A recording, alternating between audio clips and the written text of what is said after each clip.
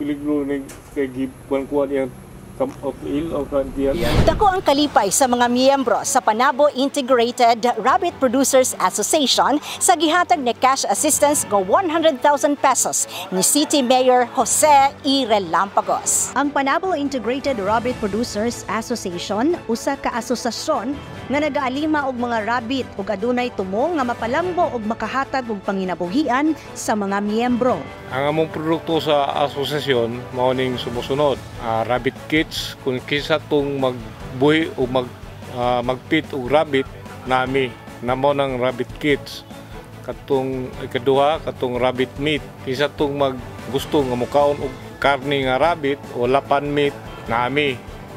Ikatulo batong kinsa tong gusto mukaon og litson nami. Mao nang among mga produkto sa among asosasyon.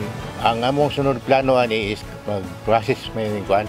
Among i-process ng mga karne sa rabbit sama sa rabbit balls, mga tuwa meatballs, rabbit balls, sisig, kung pwede mga rabbit joy instead ng chicken joy, rabbit joy. So embutido. So kana mamong kuanon mga chorizo nga among ikuan nga gikan sa rabbit nga produkto. Nagpasalamat ko ni Mayor Relampagos nahatagan mi sa iyang cash assistance nga 100,000. Gisiguro ni City Mayor Relampagos na mahatagan og suporta ang mga asosasyon nga adunay tumong nga mapalambo ang ekonomiya sa syudad ug matabangan ang mga miyembro niini.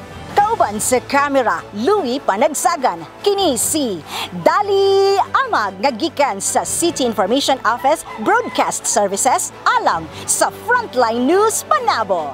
Importante, informed.